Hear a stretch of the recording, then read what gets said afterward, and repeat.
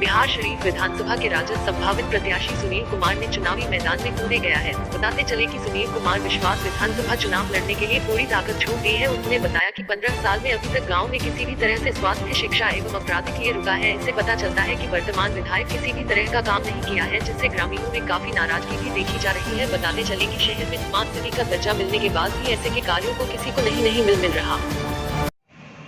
मेरा चुनावी मुद्दा सबसे पहला मुद्दा होगा, मैं पॉजिटिव काम करना चाहता हूँ, निगेटिव लेकर के नहीं चलना चाहता हूँ। मेरा खुद का मुद्दा है, यहाँ जो बेसिक कमियाँ हैं, शिक्षा की है, बेरोजगारी है, स्वास्थ्य की है, टाउन में इंक्रूचमेंट की है, ये सारी समस्याओं को मैं झेल रहा हूँ अपने रोज़मर्रा की ज़िंदगी में, उसको सबसे पहले मैं व्यवस्थित करना चाहूँगा, उसको ठीक करना चाहूँगा। ये सबसे पहला मेरा मुद्दा है। यहाँ के स्थानीय लोगों का सबसे बड़ा आरोप रहता है कि हमने जिसको जनप्रतिनिधि बनाते हैं वो हमारे सुख दुख में काम नहीं देते हैं। मैं आज तक उनका जनप्रतिनिधि नहीं था। यदि उनका प्यार मिला तो आगे मैं वो भी जनप्रतिनिधि बनूंगा और फिर ये शिकायत जो है 15 सालों से उनकी, वो मैं दूर करूंगा। एक चीज़ और बताइए कि आपने राजद का दामन क्यों थामा? सेवा किसी भी दल में रह के किया जा सकता है। सेवा का भाव ये नहीं है कि राजद में या और किसी में जाकर के क्या, किसी भी दल में आप सेवा कैसे कर सकते हैं? सेवा करने का तो वही एक मार्ग है।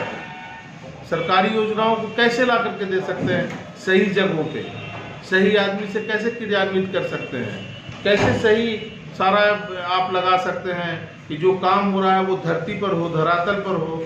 ऐसा नहीं कि काम का 50% पार्टी भाग जा रहा है, ये काम नहीं हो। वो सारा काम तो आप जब तक जनप्रतिनिधि नहीं बनेंगे, जब तक आप सरकार के योजनाओं का लाभ नहीं लोगों को देंगे, तब तक तो काम होगा नहीं। इसीलिए मैं मान रहा हूँ स्मार्ट सिटी का आप जनप्रतिनिधि बनने की कोशिश करने लगे हुए, तो यहाँ देखा जाता है कि स्मार्ट सिटी की घोषणा हो गया, सड़कों पर चलने का जगह तक नहीं है, तो इसका निदान कैसे?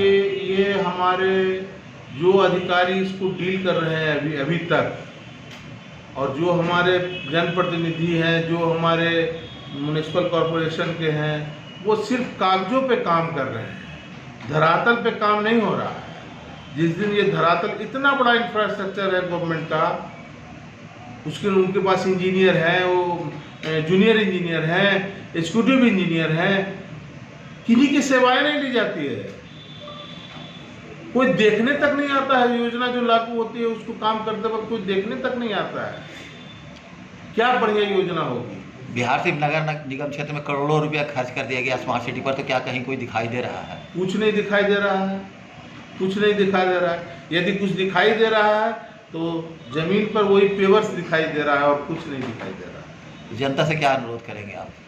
जनता से कहेंगे आप ऐसे प्रतिनिधि को चुनिए जो आपके बीच रहने वाला हो, जो आप जिस सुविधा के हकदार हैं वो सुविधा आपको प्रोवाइड करे, वो सुविधा आपको दे।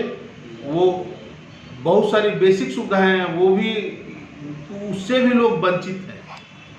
बिहार विधानसभा के सबसे पिछड़ा इलाका रहुई को माना जाता है, तो रहुई को आप किस रूप में देखते हैं? रहुई का दौरा भी आपने किया है? रहुई मेरी पहली प्राथमिकता रहेगी।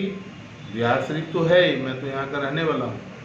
रहुई मेरी पहली प्राथमिकता रहेगी और जो शिकायत वहाँ की जनता को है, मैं उस शिकायत को हर हाल में दूर करूँगा और रहुई को ऐसा बनाऊँगा कि वहाँ हर कनेक्टिविटी सब लोगों की, वहाँ का एक गांव का मैंने देखा है कि वो आज़ादी से आज तक वहाँ जाने का रास्ता नहीं है। लोग इतने पैर में कीचड़ लगा के जाते आते हैं। क्या विकास हुआ है, ये तो जो लोग अब तक रहे हैं जनप्रतिनिधि वही बता सकते हैं, सिर्फ वोट लेने का काम करते हैं। तो आप मैंने पहला प्राथमिकता क्या देंगे इस बार चुनाव अगर जीतते हैं तो?